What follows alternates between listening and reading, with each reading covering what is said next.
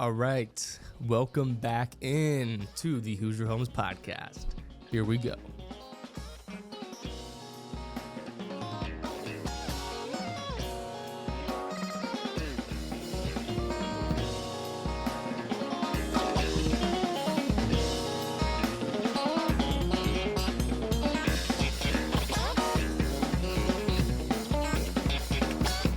All right, so today we are going to be talking about when you should start investing in real estate.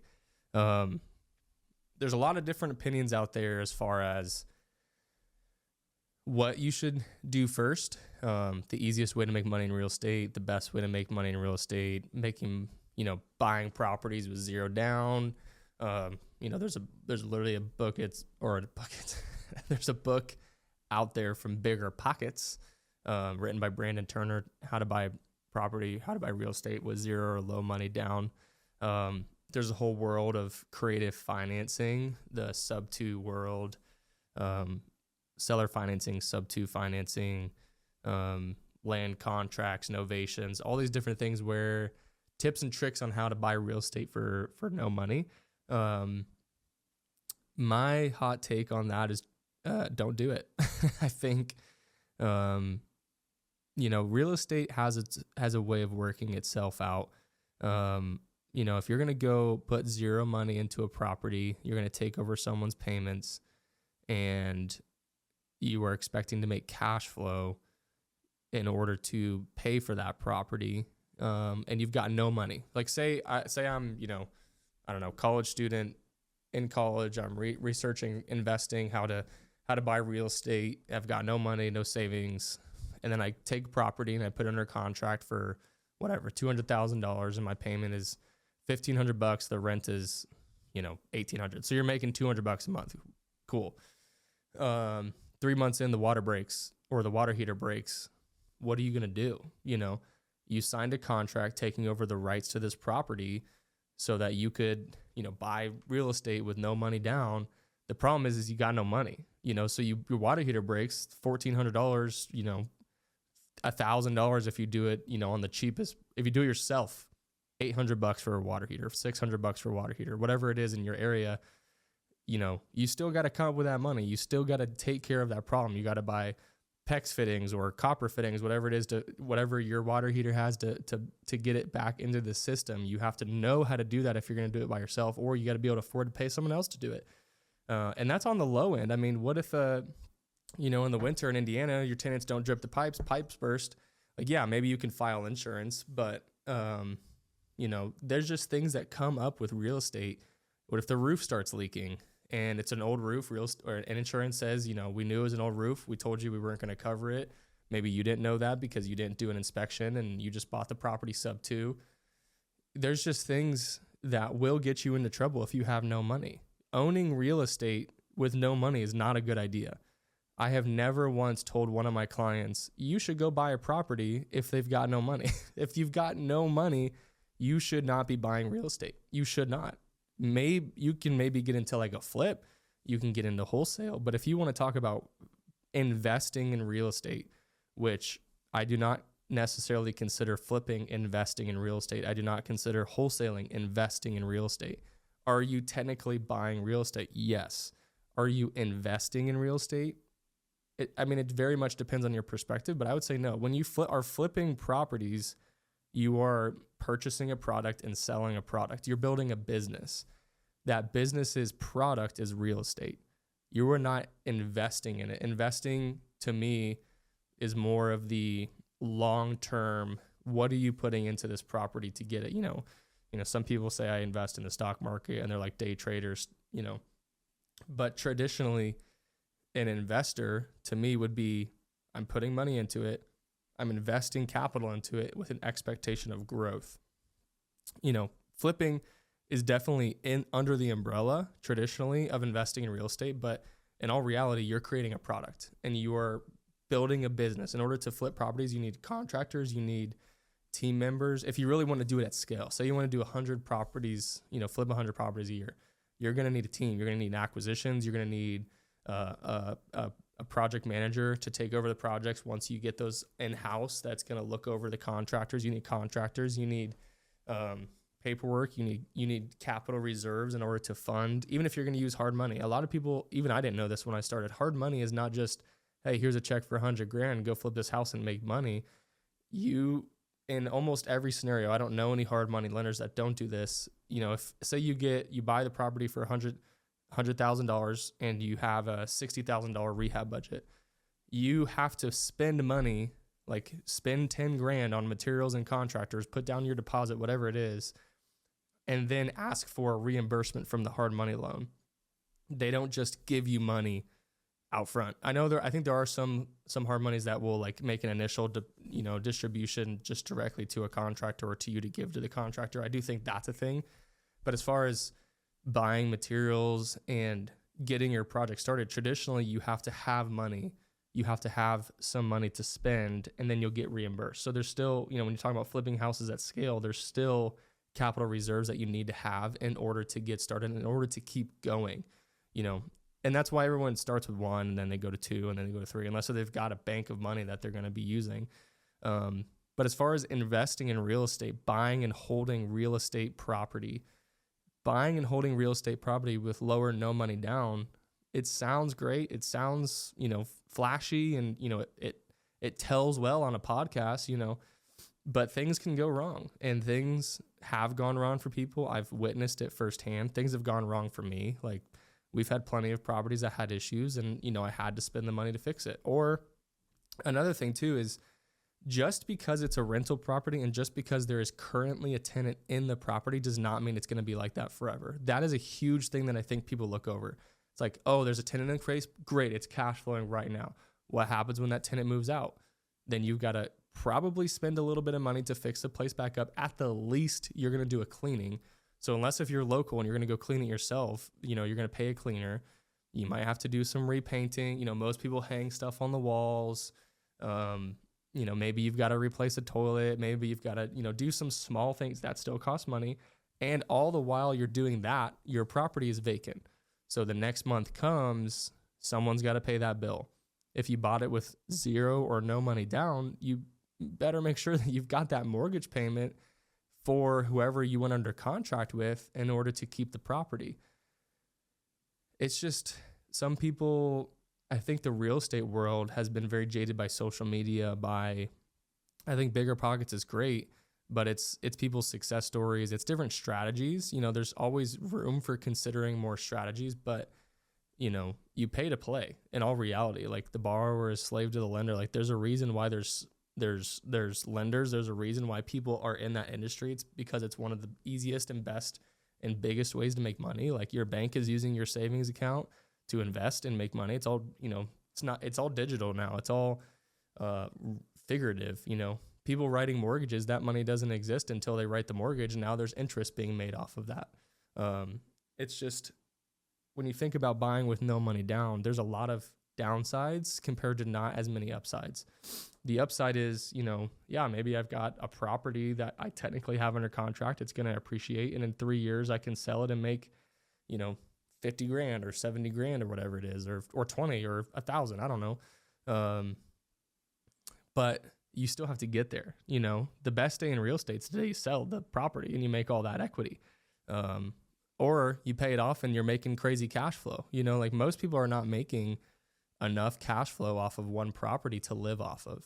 If you're making even $500 off of cash flow, which is a banking deal, to make $500 in today's market of cash flow on a rental property, yes, $500 in my monthly budget would be a line item. Like, it would help. It would pay for, something, but it's also not going to stop me from having to work, so unless if you've got a bunch of those great deals lined up, or you've put in the time over time and you've accomplished those. But that's what I'm going back to, is you have to be able to make it there. Usually you're not starting with 10 deals making you $500 a pop. Traditionally, especially with, creative financing or no money down, or, I know there are deals out there. There's always the guy who's got the deal. There's always the guy who's like, oh, I did this deal and I make $1,000 a month. Like, cool, do it again. And then we'll celebrate that. Like, I'm not against good deals. I'm not against making money in a creative way. I just want the populace to live in reality of That's not going to happen every time. And buying with no money down is not always the best thing. But where do you start investing in real estate? You know, when you talk about beginning your career, when you talk about, I have not done anything in real estate, I've got no experience, no money, maybe you've got some money saved up. What I would say the best thing that you could do to start in real estate, and this is like the most cliche, you know, old school type of thing, is to partner with someone who's in real estate, you know. And by partner, I mean, don't just go, hey, you know, I see that you do 100 flips a year. Can we grab coffee and then partner on a deal where you put up all the money, you have the deal, I just come in and make 20 grand? No, that's not a partnership. A partnership is, hey, I know that you know what you're doing with real estate. I know you know how to run numbers. I know you've got capital. I would love to bring you a deal that you don't already have, that I've sweated for. I've gone out and obtained it. Or maybe it's your grandma's house that she wants to get rid of and it needs work, whatever. But like, I'm going to bring you something. I'm going to bring to you to the table, you know, a deal that we can flip together. I want your experience with running the numbers before it goes under contract. I want your experience with the rehab and what it's going to take for the contractors to turn this property over before it goes under contract. You know, getting the guy with the deal has got all the power in real estate. You know, everybody who's got money is looking for a place to put that money if they want to invest in real estate, or, you know, maybe they're investing in other things, stock market, note holding, private lending, whatever it is. But if you're wanting to invest in real estate, just because you've got $1 million doesn't mean anything, really. It means that you've got opportunity. You've definitely got the ability to go buy real estate. But when you talk about investing in real estate, just having cash is not the answer. So all those guys who've got cash need the guy who's got the deal. They need someone who's going to bring them a deal and give them the opportunity to invest their money, whether that's a rental property, a flip, a wholesale, you know, midterm rental, short-term rental, whatever it is. So if you've got no money, if you've got no experience, if you've got no, you know, typically you've got time, or you've got, you know, relationships that they may not have. You've got the ability to go door knock. You've got the ability to go talk to someone at Subway waiting in line saying, hey, do you know anybody who wants to sell a house? We're cash buyers. You know, you don't have to be a cash buyer. You can just tell them you're a cash buyer and then figure it out later. You know, there's plenty of opportunity out there. So when we talk about where do you start in real estate?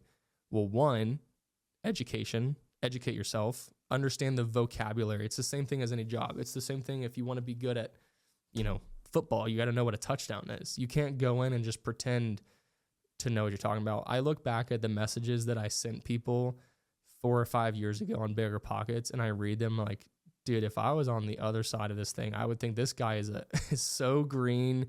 He is, and not in a bad way, you know, it's just like, why would I, you know, I was asking for properties. I was asking for, you know, people to go in on deals with me. I was asking for advice. I was asking for, you know, just to sit down for coffee, all these different things. It's just very obvious that I did not know what I was talking about. It was very obvious that I was new to it. Your attitude changes around it. The way you look at deals changes when you've been in it. The way you run your numbers, like I used to run my numbers very tight and very aggressive and very optimistic, probably is the best way to put it. And a couple bad deals later, and my numbers are very, you know, strict now. Like I'm not going to go buy a property if I even have the chance of not making a certain amount, you know, like it, and I need to be super tight on my, like super locked in on my rehab budget with tons of contingency baked in, and it's just not worth the risk, you know. But when I first started, it's like very optimistic of like, oh, the ARV is 250. You know, I think we could get 250 if we do this, this, and this. Maybe we get 265, and then you run your numbers off of 265. You go over budget on the rehabs because something happens you couldn't foresee until you get into the property, and here you are making either no money or losing money. So education, learning the vocab, knowing how to talk, and just knowing how to be in real estate, you know, knowing what the difference between a land contract is versus a wholesale versus a flip property versus a purchase agreement versus a lead-based paint, you know, like just things that are involved in a transaction. You know, knowing the difference between tile and laminate, knowing the difference between tile and the linoleum, and you know what kind of finishes to put in. If you walk into a house and you say it's granite and the guy's standing there, it's like, this is a laminate countertop. This is not granite. Like just knowing basic things. If you're wanting to flip properties, if you're wanting to be in construction, there is something to be said about trusting the experts and trusting the people who are in the field to give you advice. I have learned the hard way through doing that's not always the best thing. Trust but verify, I guess, would be the best way to say it. Like, yes, you can trust a contractor to know what he's talking about. You can trust a contractor to give you advice and tell you what the problem is, and they should be the ones telling you that. But verify through getting multiple quotes, verify through doing some of your own research.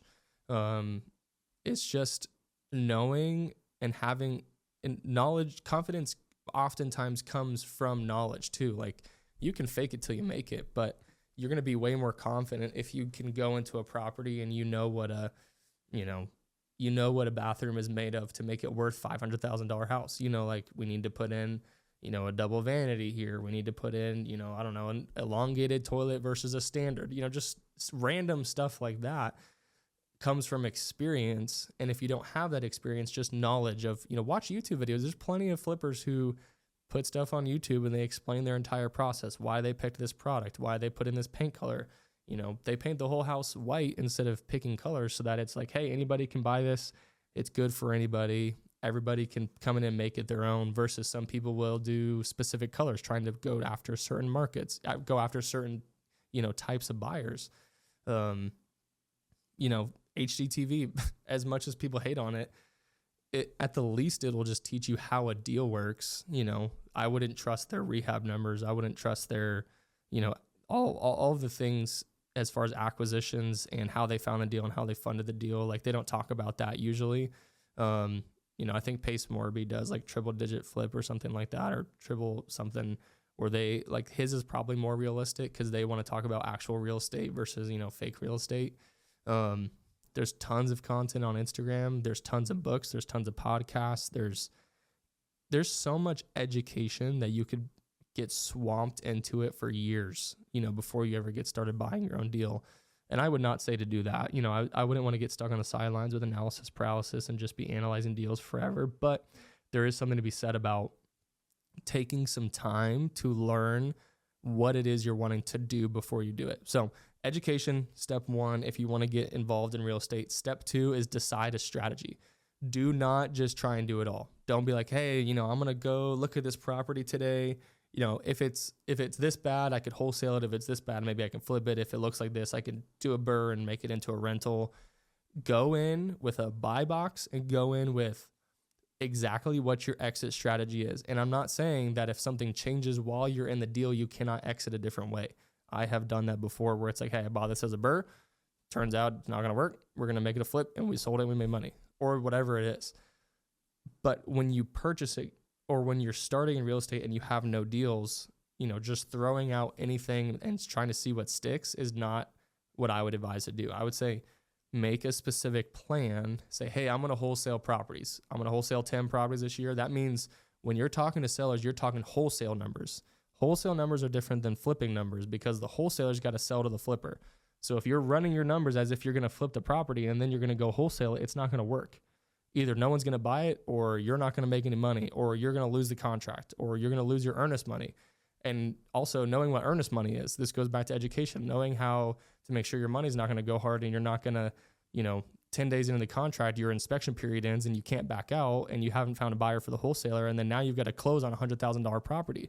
What are you going to do then if you're just a wholesaler with no money just getting started? Like, knowing what the process is from the beginning to the end is very important. If all of that I just said doesn't make any sense, then I probably should do a slowdown and actually talk about that. But, wholesaling traditionally, say it's like a 3-week contract. I mean, it also, there's different types of wholesaling. There's, people would do blind wholesales where they don't tell the seller they're going to sell it to somebody else, that they're going to sell the contract. There's some people who are like, hey, this is exactly what I'm going to do. I'm going to go find another buyer who will pay more. The reason that I'm going to do that is because I have access to them and you don't. I've got a whole network of investors who will buy for cash. So I want to put the property under contract for 100. I'm going to go try and sell it for 120, and I might make 20 grand, but you're going to make 100 and you're going to get out of your property. There's people who are very honest like that, and that's amazing. But there's other people who are like, hey, I want to buy your house. I'll buy it in 2 weeks cash for 70 grand. People are like, okay, cool. And they have no idea that this guy's going to go try and sell it, which, in some states is illegal, but in a lot of times it's frowned upon to do, like blind double closes like that, or just transferring the deed, transferring the contract like that. Like I've even heard of some people where, they'll just send an amendment of the contract to the seller of like, hey, it's a name change. It was under Keene Properties. Now it's going to be under, John Doe Smith. And the transferring of that name is technically just transferring the rights to the contract where, I was the seller as Josh, owner of Keene Properties, and now the buyer. And now the buyer is John Doe, who it was not a part of this deal at all, but because you have no idea what's going on as the seller, as a seller, and I'm just swindling you and I'm just transferring to someone and I'm going to make a difference. They have their own contract on the side that's going to say, you're going to pay me $5,000, $10,000 for me giving you this contract, whatever it is. I don't know. There's a lot of different ways to do it. But as the wholesaler, knowing what it is from the beginning to the end, knowing when you're going to lose your earnest money, if you're going to lose your earnest money. A lot of times, this is what I was saying before, I get very sidetracked. It's a weave, it's a weave. Traditionally, inspection periods will go all the way up till the day of close, so that you can exit all the way up until the day of close if you can't find a buyer or, the numbers just don't work. But knowing that, if I didn't know that, I'd go wholesale property and, I might do an inspection period for 10 days, contracts 20 days long. What happens after that 10 days? Wisely, you would extend that inspection period, or wisely, you would even know what an inspection period is, know what contingencies are, know what the contracts say. So that's where it goes back to education and knowing the full process, or partnering with someone who knows the process while you go get the deals. But education, step 2, know exactly what strategy you're going to do. Know if you're going to burr it, if you're going to hold it, if you're going to sell it, if you're going to wholesale it. Know why you're buying that property. If it turns into something different, that's one thing. But going from the beginning with the intention of what you're going to do is very wise and not losing money in real estate. Step 3, get the deal. I mean, it's that simple. Educate yourself, know what you're going to do, go get the deal. Don't try and figure out funding before. Hot take. I don't think that you can definitely blur the lines of funding and get the deal. I mean, it kind of depends on what you're going to do. If you're going to go tell people you're going to buy houses for cash and flip it, you should probably have started talking to a hard money lender before that, or a private money lender. But also, a lot of times it's easier to have those conversations if you've got some deal. You may not have to have it under contract, but going through the process of analyzing deals for the reason that you're going to purchase and knowing your numbers when you go to talk to a lender or when you go to talk to a private money, Joe Schmo who's got $1 million, you're going to be a lot more confident and have a lot more better conversation than if you're just going to go to someone and say, hey, if this situation were to arise, and if I had a property for $200,000 under contract, would you lend me that money plus $50,000 for rehab for a 6-month period so I can go ahead and flip it and make $10,000, whatever it is. Like, the hypotheticals, it's very easy for people to say yes to or no to, really. But if I've got a deal and it's like, hey, I've got a seller who's interested in selling me this property for $100,000. I know that my numbers locked me in to sell this thing on the back end for $200,000. I've got a quote from a contractor from a bird's eye view, just from pictures, for $25,000 to do the work, with payments to you, with interest payments. It looks like I'm going to be making about 50, you're going to be making about 20, whatever the numbers are. I'm just making it up. But having that real deal where it's like, hey, I need to do this deal. Are you on the table or not? Is definitely advantageous when you're talking to a private money lender. When you're talking to a hard money lender, I would say probably you should flip those and at least get pre-approved. Like, hey, this is what I'm trying to do. I'm trying to flip properties, because when you run your numbers, you're going to need to know what that financing looks like. But in just a very general sense, education, knowing what you're going to buy and why you're going to buy it, and then finding a deal, or at the least start analyzing deals. Don't try and go talk to a funder before you've analyzed a single property, because you have no idea what you're talking about. Analyze some deals, look at the numbers, ask people to check your numbers who have done and been in real estate before, and go find something to put money down on. Like, go find something to put behind you and get some experience. Your first one, who cares if you make money? You're paying for education. People go and pay for college degrees all the time, hundreds of thousands of dollars. Yet we won't go and do a real estate deal that potentially could make you $10,000, $15,000, $20,000, $25,000 $100,000 for all we know.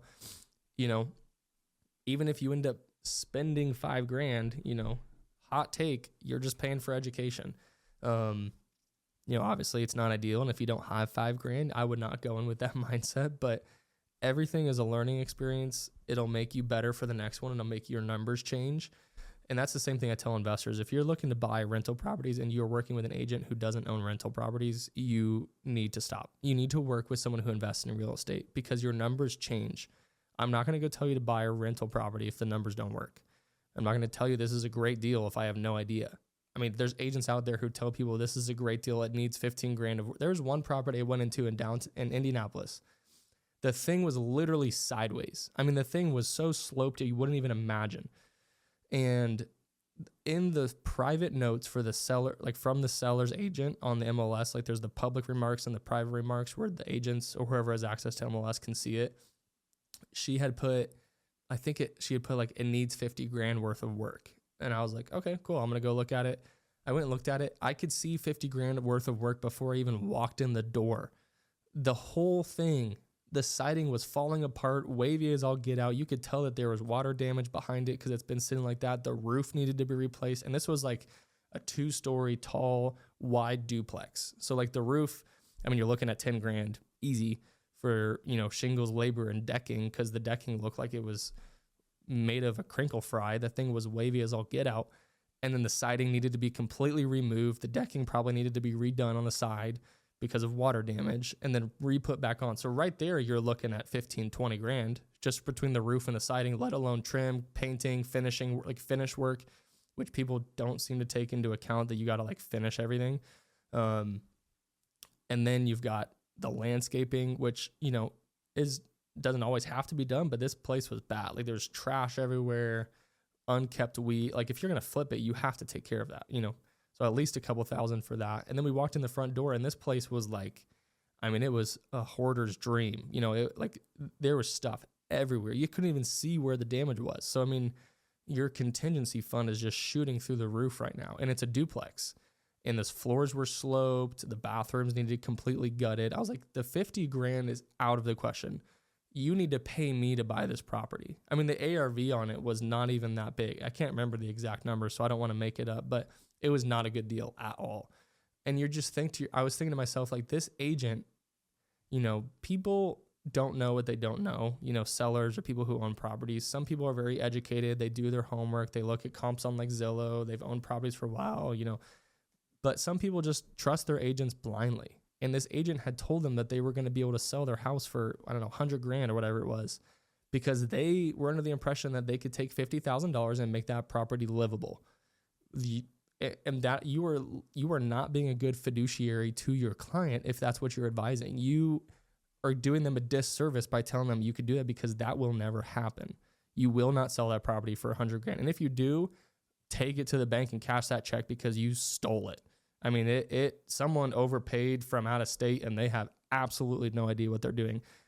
And that would blow my mind. But, I should probably go find that property and look it up again and see if it ever sold, just to back my own story. But it just goes to show that people, education and working with an agent or trusting an agent who actually knows what they're talking about is very important. That's a completely different conversation. But, from an investor standpoint, if you're looking for properties, working with an agent who knows what they're talking about, working with an agent who either has done investments, has been in the investment world, and maybe they don't have to have their own investments, but if at least they've been in it for long enough where they know the real numbers, they've, worked with plenty of investors, which I would still argue you need to have done your own investment, because it just changes the way you look at it. When you look at a rental property, people who have never owned a rental property don't think about vacancy. They don't talk about rental turnover. They don't talk about, this person broke the cabinets and then I had to evict them and I had to blah, blah, blah. Like, they don't talk about that stuff. They talk about, it's got a tenant in it right now and you're going to make $200 and I want to check for my commission.